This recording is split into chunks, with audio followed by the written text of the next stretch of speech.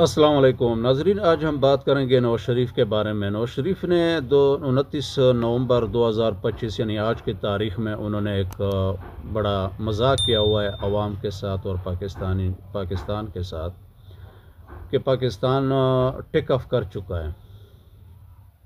दोस्तों, वैसे आप लोगों को भी बड़ी हैरानगी होगी कि पाकिस्तान, नवाज शरीफ कह रहा है कि पाकिस्तान टेक ऑफ कर चुका है। तो इससे बल्कि मैं तो कहता हूँ 29 नवंबर 2025 की सबसे बड़ी झूठ भी यही होगा। हालिया दिनों में जब IMF की रिपोर्ट आई, जो महमूद खान अजगसई बड़ी अच्छी बात करते हैं, वो कहता है IMF इनका मामू है। तो मामू ने जब बोला, रिपोर्ट शाया की कि 2 सालों में 5300 अरब रुपए की करप्शन हुई है, यानी 5300 अरब रुपए। तो 2 सालों में ये कौन खा चुका है?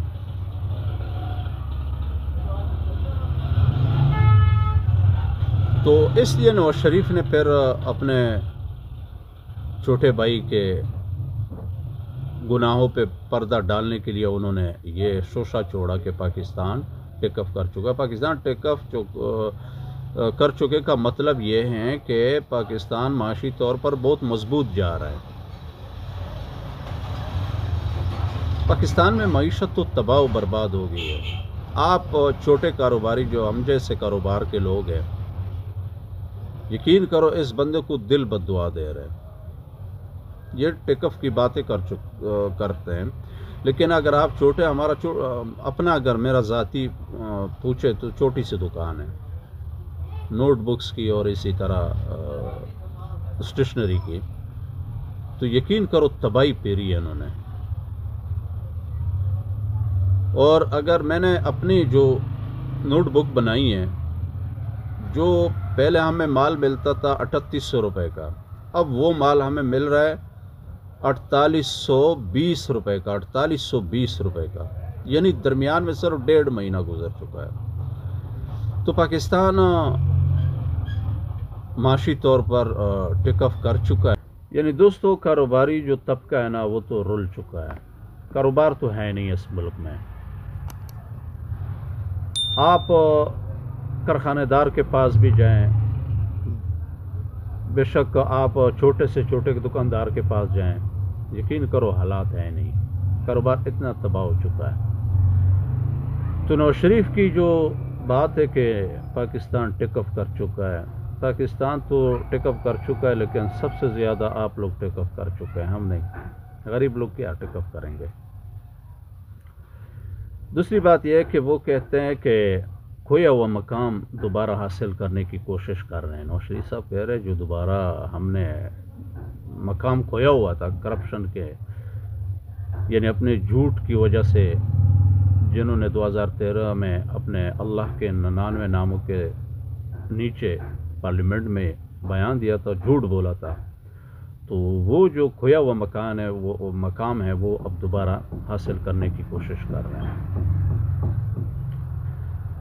तो इसलिए जब उनको पता चला कि कंपनी के सामने तो हम लेट चुके हैं और हमारे ऊपर मेहरबानियाँ शुरू हो चुकी हैं और उसकी ख्वाहिश भी आ चुकी है कि भाई हमें चौथी दफ़ा भी वज़ीर आज़म बनना चाहिए, तो ज़ाहिर बात है मुल्क पर टेक ऑफ कर चुका होगा। लेकिन जो IMF मामा ने उनको बोला, वो उसके ऊपर इनका कभी ध्यान नहीं जाएगा, और वो भी रात के अंधेरे में उन्होंने रिपोर्ट जारी किया।